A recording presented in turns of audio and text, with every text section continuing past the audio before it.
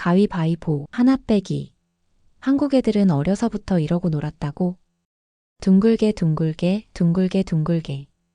한국 거는 다 하고 싶어. 한국어 강좌는 더 안 늘려주시나요? 영국이 자랑하는 최고의 명문대학 옥스포드에서 놀라운 일이 벌어졌습니다. 수백 년간 이어져 온 프랑스어와 독일어 강의가 수강생 부족으로 폐강 위기에 처한 반면 한국어 강좌는 수강 신청 단 1분 만에 마감. 자리를 얻기 위해 새벽부터 캠퍼스를 배회하는 학생들의 모습까지 목격됐다고 하는데요. 말도 안 되는 일입니다. 옥스포드의 정신이 무너지고 있어요. 200년 전통의 프랑스 문학과 교수진들이 분노했지만 그들은 아직 깨닫지 못했습니다. 이것이 단순한 한류 열풍이 아닌 옥스포드 역사상 가장 혁신적인 교육혁명의 서막이라는 것을. 해당 사연은 해외 커뮤니티에 올라온 사연자의 실제 사연을 바탕으로 재구성된 이야기입니다. 황금튜브 오늘의 사연 시작하겠습니다. 그 전에 잠깐 구독, 좋아요, 알림 설정 부탁드립니다. 안녕하세요. 저는 옥스포드 대학교 언어학과의 모리아 앤더슨 교수입니다. 제가 경험한 정말 믿기지 않는 이야기를 들려드리려고 해요. 모든 건 지난해 봄학기가 시작된 날부터였어요. 800년의 역사를 자랑하는 옥스포드 캠퍼스를 평소처럼 걸어가고 있었죠. 고딕 양식의 웅장한 건물들 사이로 평소엔 라틴어나 그리스어 문구가 걸려있던 학생회관 앞에 이상한 게 보였어요. 안녕하세요 한글로 된 대형 현수막이었죠. 처음엔 당연히 아시아 유학생들의 행사겠거니 했어요. 하지만 그날 그 현수막은 옥스포드에 불어닥칠 엄청난 변화의 시작이었답니다. 그런데 점심시간에 정말 이상한 광경을 목격했어요. 평소처럼 카페테리아에 들어섰는데 마치 제가 런던이 아닌 서울에 온 것 같은 착각이 들더군요. 오징어 게임 시즌이 봤어? 어제 밤새 다 봤는데 공기놀이 장면에서 완전 소름. 금발의 여학생이 젓가락으로 김치찌개를 휘저기며 외쳤어요. 아 맞다. 나도 그거 보고 아마존에서 공기 주문했어. 근데 언제 와? 옆자리의 학생이 한국어를 섞어가며 대답했죠. 오빠 이 떡볶이도 한번 먹어봐. 완전 찐이야. 처음엔 아시아 교환학생들과 어울리는 우리 학생들인가 했어요. 그런데 자세히 보니 전부 순수 영국 학생들이더군요. 옥스포드 패브릭이 선명한 후드티를 입은 채로 말이에요. 특히 놀라웠던 건 그들이 드라마에서 본 한국 전통놀이를 따라하고 있었다는 거예요. 한쪽에선 공기놀이 연습을 하겠다며 주머니에서 조약돌을 꺼내고 있었고 다른 쪽에선 무궁화 꽃이 피었습니다. 게임 규칙을 열심히 설명하고 있었죠. 더 신기했던 건 젓가락 솜씨였어요. 오징어 게임에서 강대호가 쓰는 것처럼 이렇게 잡는 거야. 하면서 마치 평생 써온 것처럼 자연스럽게 다루고 있었거든요. 식당 한쪽에서는 몇몇 학생들이 휴대폰으로 한국 예능을 보며 깔깔거리고 있었고 또 다른 테이블에서는 누군가 한국어 단어장을 펼쳐놓고 공부하고 있었답니다. 이런 광경을 목격하고 연구실로 돌아왔는데 정말 충격적인 이메일이 와 있었어요. 학사지원처에서 보낸 이번 학기 수강 신청 통계였죠. 2024년도 봄학기 제2외국어 수강 신청 현황 최종 읽어내려가는 제 눈이 커졌어요. 전통적으로 인기 있던 프랑스어는 전년 대비 40% 감소, 스페인어도 비슷한 수준으로 줄었는데 한국어는 믿기지 않겠지만 무려 500% 증가했더군요. 심지어 대기자 명단이 따로 있을 정도였어요. 특히 눈에 띄는 건 지원 이유였습니다. 한국어는 선택이 아닌 필수, 미래를 위한 투자, 가장 논리적이고 아름다운 언어. 학생들의 코멘트를 읽으며 저는 무언가 큰 변화가 시작되고 있음을 직감했답니다. 동료 교수님들 사이에서는 걷잡을 수 없는 술렁임이 퍼져나갔어요.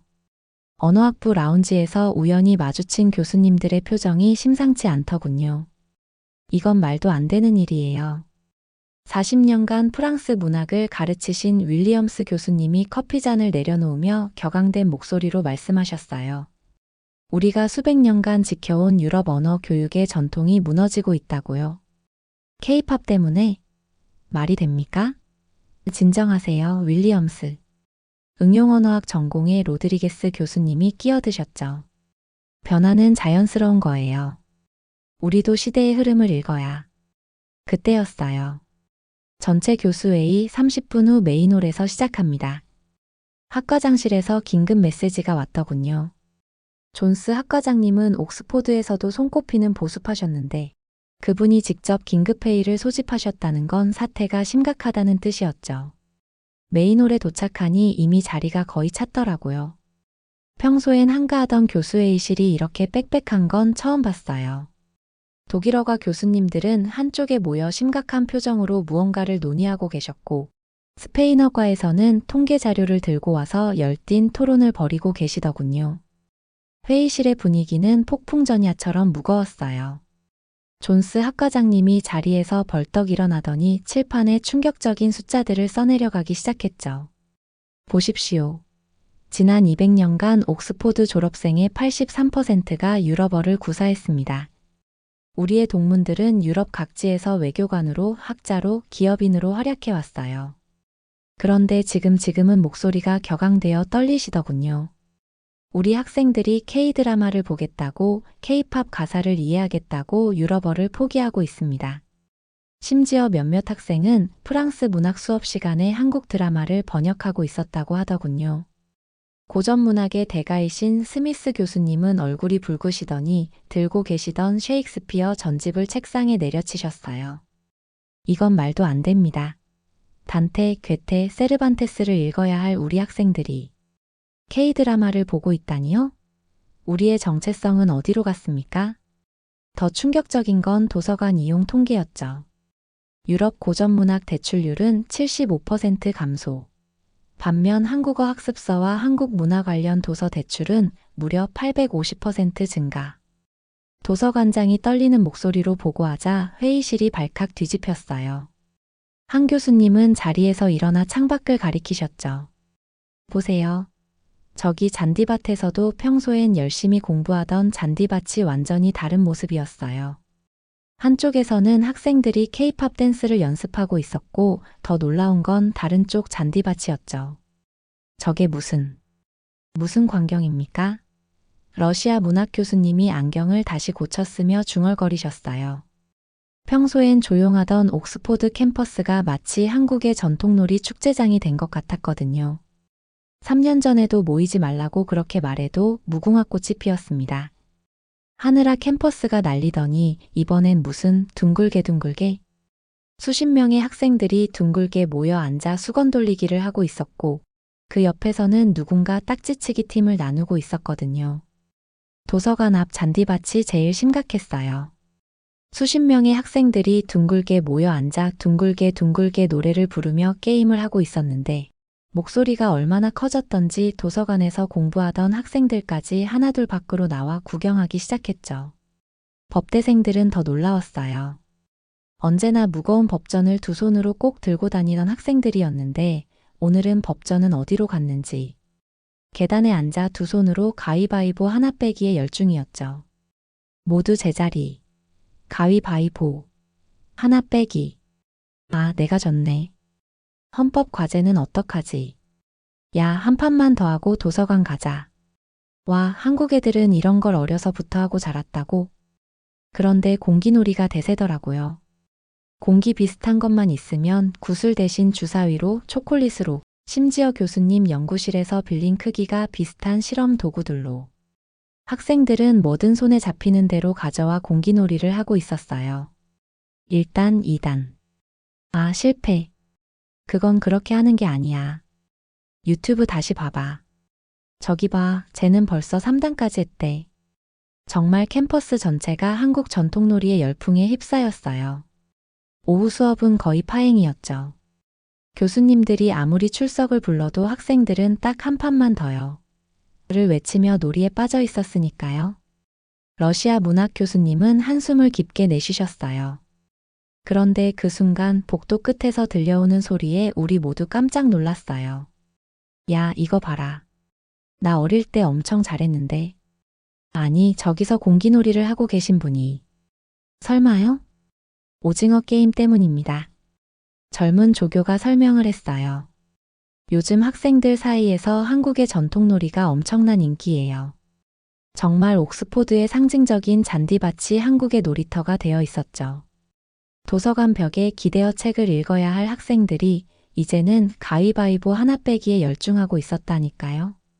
침묵이 깔린 그 순간 저는 조심스럽게 손을 들었어요. 제 의견을 말씀드려도 될까요?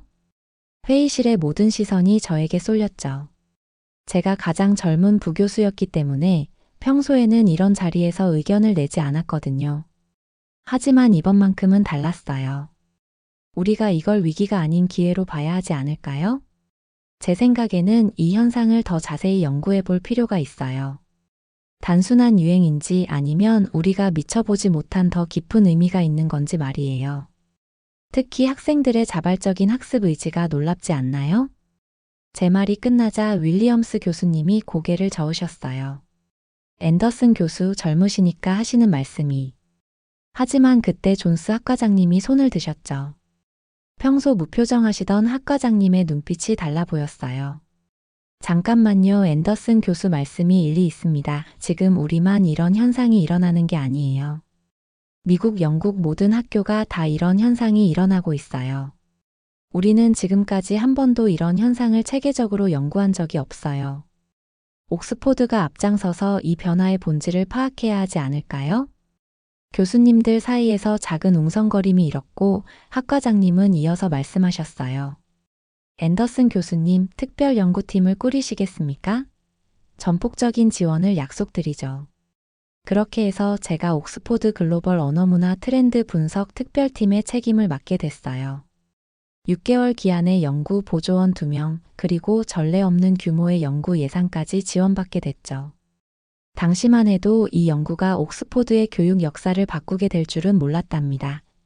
처음 방문한 곳은 한국어 초급반이었어요. 예상과 달리 수업은 이미 시작했더군요. 네, 다 같이 안녕하세요. 20명의 학생들이 한 목소리로 인사를 하고 있었습니다. 수업이 끝나고 정리를 하는데 한 학생이 끝까지 자리를 떠나지 않더군요. 구석자리에 앉아있던 마이클이었어요. 물리학과 3학년이라고 들었는데 수업 시간 내내 아이패드로 뭔가를 열심히 기록하던 학생이었죠. 제가 다가가자 마이클은 잠시 머뭇거리다가 아이패드를 보여줬어요. 깜짝 놀랐죠. 한글 자음과 모음을 물리학 공식처럼 도식화해 놓은 노트였거든요. 교수님, 저는 사실 마이클이 조심스럽게 말을 꺼냈어요. 제가 자폐 스펙트럼이에요. 다른 언어 수업에서는 항상 실패했죠. 프랑스어 수업에서는 발음 때문에 선생님께 혼나기도 했고, 스페인어는 문법이 너무 복잡해서 첫 수업에서 도망쳐버렸어요. 그러다 갑자기 마이클의 눈이 반짝이더니 의자에서 벌떡 일어났어요. 교수님, 교수님. 근데 한글은 완전 다르다니까요. 마이클이 아이패드를 들고 제 앞으로 달려왔죠. 이거 보세요. 제가 발견한 건데요. 손가락으로 화면을 빠르게 넘기며 흥분된 목소리로 말하기 시작했어요. 여기 기역, 니은, 디귿 이런 자음들요? 이게 그냥 만들어진 게 아니에요. 혀가 입천장에 닿는 모양, 치아에 닿는 모양을 그대로 본떴다고요. 이건 진짜 FNMA처럼 완벽한 논리예요. 아, 교수님 제 심장이 너무 빨리 뛰어요. 이런 걸 왜 진작 몰랐을까요? 마이클은 거의 제자리에서 폴짝폴짝 뛸 것처럼 들떠 있었어요. 그리고요. 자음과 모음을 조합하는 방식. 이건 정말 천재적이에요. 마치 양자역학의 파동함수를 계산하는 것처럼 체계적이라고요. 아, 맙소사. 전 지금 슈레딩거의 고양이보다 더 신나 있어요. 아이패드를 휘두르다 거의 떨어뜨릴 뻔했지만 마이클은 아랑곳하지 않고 계속 신나게 떠들어댔죠. 평소엔 말도 잘 안 하던 학생인데 한글 이야기만 나오면 완전히 다른 사람이 된 것처럼 활기가 넘쳤어요. 마이클의 아이패드를 보니 한글 자모 결합 규칙을 마치 물리 법칙처럼 정리해놨더군요. 아 더하기 이는 데를 공식화해서요. 심지어 한글 받침 규칙을 벤 다이어그램으로 그려놓기도 했어요. 그리고 있잖아요, 교수님. 마이클의 목소리가 살짝 떨렸어요. 아까의 흥분된 모습은 가라앉고 뭔가 깊은 감정이 묻어나는 톤이었죠. 한국 드라마를 보면서 처음 알게 된 건데요. 우리 가족, 우리 학교, 우리 동네. 이렇게 모든 걸 우리라고 하더라고요. 마이클은 잠시 말을 멈추고 창밖을 바라봤어요. 사실, 전 항상 나라는 말만 써왔어요. 내 책상, 내 연구, 내 세상. 자폐 스펙트럼이라는 걸 알고 난 뒤로는 더 그랬죠. 마치 투명한 벽 뒤에 갇힌 것처럼 늘 혼자였거든요. 마이클의 눈가가 살짝 붉어졌어요. 근데 이상하죠? 한국어를 배우면서 우리라는 말을 쓰다 보니 그 벽이 조금씩 사라지는 것 같았어요.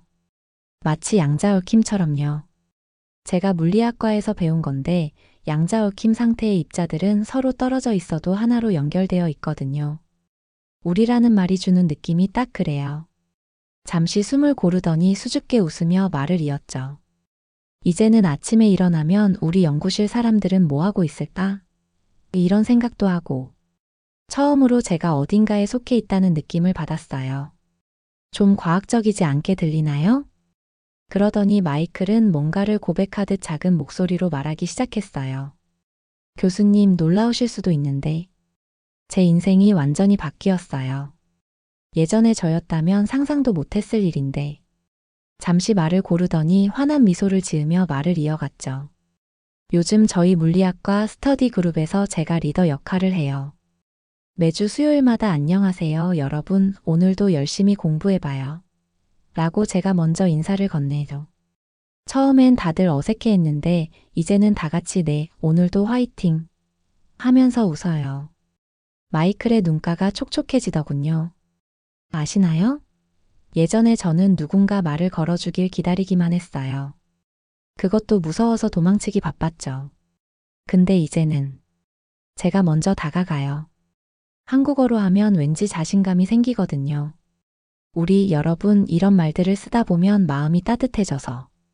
잠시 말을 멈추고 깊은 숨을 내쉬더니 마이클이 덧붙였어요. 요즘은 매일 아침이 기대돼요. 스터디 멤버들과 만나서 이야기하는 게 기다려지고 심지어 어제는 팀원들과 같이 비빔밥도 먹으러 갔어요. 제가 말이에요. 이런 게 꿈인가 싶을 때가 있답니다. 이런 이야기를 듣고 있자니 문득 20년 전 제 대학원 시절이 떠올랐어요. 콜롬비아 대학교 도서관 구석에서 사피어오프 가설을 공부하던 때였죠. 언어는 단순한 의사소통 도구가 아니다. 그것은 그 언어를 사용하는 사람들의 세계관을 담고 있는 창문이다. 제 지도 교수님이셨던 로버트 할리데이 교수님의 말씀이 귓가에 생생하게 들리는 것 같았어요. 당시 저는 반박했었죠. 교수님, 하지만 그건 너무 극단적인 해석 아닌가요? 결국 언어는 도구일 뿐이에요. 그때 교수님은 빙그레 웃으시며 말씀하셨어요. 앤더슨, 당신은 언젠가 이 이론이 진실이라는 걸 깨닫게 될 거예요. 어떤 언어를 배운다는 건 그 민족의 사고방식과 문화를 받아들이는 거니까요.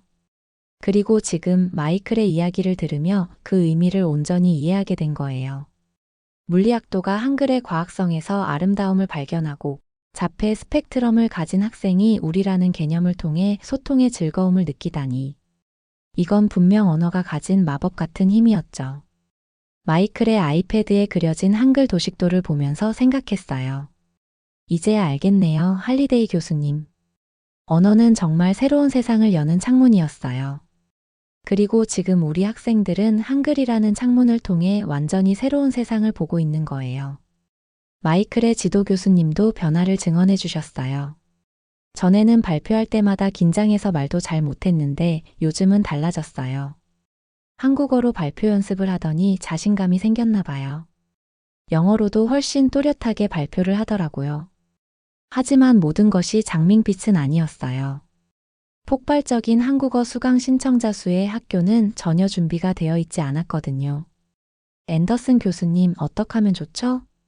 유일한 한국어 강사이신 김지원 교수님이 제 연구실을 찾아오셨어요. 평소 밝은 미소를 지으시던 분인데 그날은 완전히 지쳐 보이셨죠. 오늘도 수강 신청 반려 메일을 20통이나 보냈어요.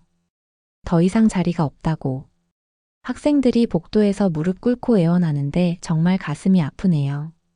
김 교수님의 시간표를 보고 저는 깜짝 놀랐어요.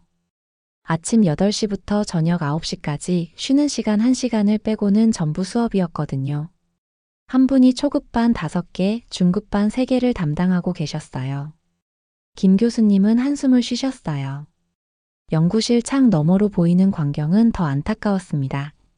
학생들이 도서관 앞 벤치에 옹기종기 모여 앉아 태블릿으로 한국어 강의를 보고 있었어요. 정규 수업에 들어가지 못한 학생들이 독학하는 모습이었죠. 저기 봐요. 김 교수님이 창가로 다가오셨어요. 저 학생은 물리학과 조교인데 수업이 다 찼다고 하니까 자기가 동아리방에서 스터디 그룹을 만들겠대요. 학생들의 열정은 뜨거운데 우리가 그걸 받쳐주지 못하고 있어요. 그날 밤 연구실에서 늦게까지 보고서를 쓰는데 복도에서 노래가 들리더군요. 나가보니 청소 아주머니께서 이어폰을 끼고 한국어 발음 연습을 하고 계셨어요. 앤더슨 교수님, 저도 내년에 한국어 수업 들을 수 있을까요? 그 질문 앞에서 저는 할 말을 잃었답니다. 그러던 중에 뉴욕 한국문화원에서 특별한 행사가 있다는 소식을 들었어요. 한글, 디지털 시대의 완벽한 문자 전시회였죠. 처음엔 단순한 문화 행사라고 생각했는데 거기서 제 눈을 크게 뜨게 만든 사실들을 발견하게 됩니다. 문화원에서 김민준 원장님은 우리를 작은 세미나실로 안내하셨어요. 벽면 스크린에는 한글 제자 원리가 3D 애니메이션으로 띄워져 있었죠. 자, 여기를 보세요. 김 원장님이 레이저 포인터로 기역, 니은, 디귿을 가리키셨어요. 한글은 세계 문자 중 유일하게 그 제작 원리를 정확히 알 수 있는 문자랍니다. 다른 문자들은 수천 년에 걸쳐 자연스럽게 변형된 것이지만 한글은 과학적 원리로 설계된 거죠. 그러다 흥분된 목소리로 말씀을 이어가셨어요. 보세요. 이 기역은 혀가 목구멍을 막는 모양을 본떴어요. 니은은 혀가 위진몸에 닿는 모양이죠. 마치 인체 해부도를 보는 것 같지 않나요? 김 원장님은 미소를 지으며 모음 차트로 넘어가셨어요. 여기도 보세요. 은 하늘, 은은 땅, 이는 사람을 상징합니다. 동양 철학의 천지인 사상을 담고 있죠. 과학성과 철학성이 완벽하게 조화를 이룬 거예요. 그래서 요즘 실리콘밸리에서도 한글에 주목하고 있어요. 김 원장님이 새로운 슬라이드를 보여주셨죠. 구글, 페이스북의 AI 연구팀에서 한글의 제작 원리를 알고리즘화하는 프로젝트를 시작했다고 하더군요. 문자와 음성의 완벽한 매칭. 이건 AI 시대의 엄청난 자산이 될 거예요. 마지막으로 김 원장님이 덧붙이셨어요. 한글이 위대한 건 단순히 과학적이어서가 아니에요. 배우기 쉽게 만들어진 문자, 모든 소리를 정확히 표현할 수 있는 문자. 세종대왕님의 진정한 혁신은 실용성과 과학성을 동시에 이루어냈다는 거죠. 그 자리에는 MIT 컴퓨터공학과 교수님도 계셨는데 흥미로운 말씀을 해주셨답니다. 한글은 마치 현대 프로그래밍 언어처럼 모듈화되어 있어요. 기본 요소들이 논리적으로 조합되는 방식이 놀랍도록 체계적이죠. 디지털 시대에 가장 적합한 문자라고 할 수 있습니다. 전시장 한쪽에서는 학생들이 한글 디지털 아트를 전시하고 있었는데 거기서 마이크를 다시 만났어요. 그가 만든 작품은 한글의 자음과 모음을 프랙털 구조로 표현한 디지털 아트였죠. 교수님, 이건 제가 만든 평화예요. 한글의 수학적 아름다움을 보여주고 싶었거든요. 마이클의 작품 앞에서 발걸음이 멈췄습니다. 자폐 스펙트럼으로 인해 소통에 어려움을 겪던 학생이 이제는 예술로 자신을 표현하고 있었어요. 한글이 그의 새로운 언어가 된 거죠. 옥스포드로 돌아와서는 더 놀라운 변화들이 기다리고 있었답니다. 공대 학생들이 자발적으로 한글 코딩 스터디를 만들었더군요. 한글의 논리적 구조를 프로그래밍에 접목시키는 연구를 하고 있었어요.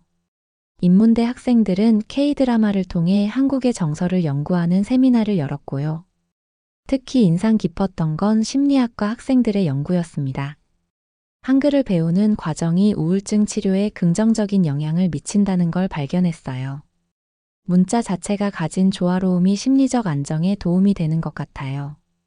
연구 책임자인 제시카가 열정적으로 설명해 주었죠. 학부모들의 반응도 달라졌어요. 처음에는 왜 하필 한국어인가요? 라며 걱정하시던 분들이 이제는 우리 애가 달라졌어요. 뭔가 자신감이 생긴 것 같아요. 라고 말씀하시더라고요. 변화는 여기서 끝이 아니었어요. 마치 도미노처럼 영국 전역의 명문 대학들에서 놀라운 변화가 일어나기 시작했답니다. MIT에서는 컴퓨터 공학과 학생들이 한글 알고리즘 연구회를 만들었다고 하더군요. 한글의 조합 원리를 응용해서 새로운 프로그래밍 언어를 개발하고 있어요. 이게 인공지능 발전의 획기적인 전환점이 될 것 같아요. MIT 학생회장이 흥분된 목소리로 전화해왔죠. 예일대학교에서는 더 놀라운 일이 벌어졌어요. 음대 학생들이 한글의 자음과 모음을 음악 기호로 변환하는 프로젝트를 시작했다는 거예요. 한글의 제작 원리에는 음악적 리듬이 숨어 있어요. 이걸 현대음악으로 재해석하고 있죠. UCL은 아예 K혁신센터를 설립한다고 발표했어요. 더 이상 한국어는 단순한 외국어가 아닙니다. 이것은 미래 교육의 새로운 패러다임이에요. 총장님의 기자회견 발언이 전국 뉴스에 보도됐죠. 도대체 무슨 일이 벌어지고 있는 거죠? BBC 특집 프로그램을 만들 정도였어요. 영국 캠퍼스의 한글 혁명이라는 제목으로요. 심지어 고등학생들의 대학 지원 에세이에서도 변화가 감지됐어요. 한글과 함께라면 어떤 혁신도 가능할 것 같아요. 이런 문장이 가장 많이 등장하는 키워드가 됐다고 하더군요. 매일 아침 제 메일함에는 전국 각지의 대학에서 온 문의 메일이 가득했어요. 하지만 이제 더 이상 옥스포드처럼 우리도 가 아니었죠. 각 대학이 저마다의 방식으로 한글의 가치를 재발견하고 있었거든요. 우리는 지금 교육의 르네상스를 목격하고 있는 걸까요? 어느 날 총장님과 통화하면서 그런 생각이 들었어요. 한글이 열어준 새로운 지평선은 우리가 상상했던 것보다 훨씬 더 넓었답니다. 어느 날 마이클이 제 연구실을 찾아왔어요. 교수님, 제가 TEDx 아크스퍼드에서 발표를 하게 됐어요. 주제는 한글, 나의 새로운 언어입니다. 그의 눈빛이 반짝였죠. 발표 준비를 도와주면서 저는 무언가 큰 변화의 시작점에 서 있다는 걸 느꼈답니다. TEDx 아크스퍼드 발표날, 강당은 예상을 뛰어넘는 청중들로 가득 찼어요. 다른 대학에서도 관계자들이 참석했다고 하더군요. 마이클이 단상에 올랐을 때 저는 왠지 모를 설렘을 느꼈습니다. 안녕하세요, 여러분. 마이클이 한국어로 인사를 했어요. 제 이야기는 한 글자, 기억에서 시작됩니다. 청중들이 집중하기 시작했죠. 자폐성 장애를 가진 물리학도가 어떻게 한글을 통해 세상과 소통하게 됐는지 그 여정을 들려드리고 싶어요. 제가 처음 본 한글은 마치 수학 공식 같았습니다. 자음과 모음이 만나 음절을 이루는 방식이 벡터의 결합처럼 느껴졌거든요. 하지만 곧 깨달았어요. 한글은 단순한 문자가 아니라 세상을 바라보는 새로운 방식이었다는 걸요. 마이클의 발표는 계속됐어요. 그는 한글의 과학성을 자신의 전공인 물리학과 연결시켰고 한국 문화에서 발견한 우리의 가치를 이야기했습니다. 개인주의가 강한 영국에서 저는 처음으로 함께라는 단어의 의미를 배웠어요. 그리고 그 우리라는 개념이 제 마음의 빗장을 열어주었죠. 발표가 끝난 후 기립박수가 이어졌습니다. MIT 총장님께서 직접 찾아오셔서 말씀하셨어요. 이건 단순한 언어 교육의 문제가 아니네요. 우리 교육의 패러다임을 바꿀 수 있는 새로운 가능성을 보여줬어요. 변화는 예상보다 빨리 찾아왔답니다. 옥스포드는 한국어 교육을 정규 과정으로 확대하기로 결정했어요. 더 놀라운 건 컴퓨터 사이언스. 학부에서 한글과 프로그래밍 언어의 융합이라는 새로운 강좌를 개설한다는 거였죠. 저희는 K교육혁신센터를 설립했어요. 한국의 세종대왕께서 백성을 위해 한글을 만드신 것처럼 저희도 교육의 혁신을 꿈꾸게 된 거죠. 마이클은 이제 그 센터의 학생 디렉터가 됐답니다. 한글로 배우는 프로그래밍이 재미있대요. 수학 성적도 올랐고요. 무엇보다 달라진 건 아이의 눈빛이에요. 이제는 반짝인답니다. 지난주에는 놀라운 소식이 들려왔어요. 마이클이 개발한 한글 기반 코딩 교육 프로그램이 실리콘밸리에서 주목을 받기 시작했다는 거죠. 한글의 논리적 구조가 프로그래밍 학습에 최적화되어 있다는 평가를 받았답니다. 이제 저는 자신 있게 말할 수 있어요. 세종대왕께서 만드신 한글은 600년이 지난 지금 영국 최고의 대학에서 새로운 혁신을 이끌어내고 있다고요. 우리가 두려워했던 변화는 결국 축복이 된 거죠. 며칠 전 마이클이 제 연구실에 들렀을 때 이런 말을 했어요. 교수님, 이제 저는 알아요. 제가 왜 하필 한글을 만나게 됐는지를. 어쩌면 세종대왕님은 미래의 우리를 위해서도 한글을 만드신 게 아닐까요? 그 말을 들으며 생각했습니다. 진정한 혁신은 때로 가장 뜻밖의 곳에서 시작되나 봐요. 옥스포드의 강의실에서 피어난 한글처럼요. 여러분, 오늘의 이야기는 여기까지예요. 감사합니다. 여러분, 옥스포드에서 시작된 한글의 특별한 이야기 어떠셨나요? 처음에는 K-팝 때문에 우리의 전통이 무너진다며 한숨 쉬던 교수님들이 한글의 과학성과 한국 문화의 포용성을 발견하면서 완전히 달라졌죠. 특히 인상적이었던 것은 자폐 스펙트럼을 가진 마이클이 한글을 통해 새로운 세상을 발견하고 물리학적 사고와 프로그래밍의 혁신까지 이뤄낸 모습이었습니다. 이제는 케임브리지에서 한글 알고리즘을, 에든버러에서는 한글의 음악성을, UCL에서는 교육 혁신을 연구하는 모습을 보면서 가슴이 뭉클해지지 않나요? 600년 전 세종대왕님께서 만드신 한글이 21세기 영국 최고의 대학들에서 새로운 혁신의 씨앗이 되다니 말이에요. 혹시 여러분도 한글이나 한국 문화를 통해 특별한 경험을 하신 적 있으신가요? 외국인 친구가 한글을 배우면서 달라진 모습을 본 적 있으신가요? 여러분의 특별한 이야기를 댓글로 들려주세요. 여러분의 댓글은 더 좋은 사연으로 찾아올 수 있는 황금튜브의 원동력입니다. 오늘 사연이 좋았다면 구독, 좋아요, 알림 설정 부탁드리며 영상 끝까지 시청해주셔서 너무 감사드리고요. 더 좋은 영상으로 다시 찾아뵙는 황금튜브가 되겠습니다. 늘 건강 조심하시고 알차고 즐거운 하루 되세요. 황금튜브였습니다. 고맙습니다. 그리고 늘 사랑합니다.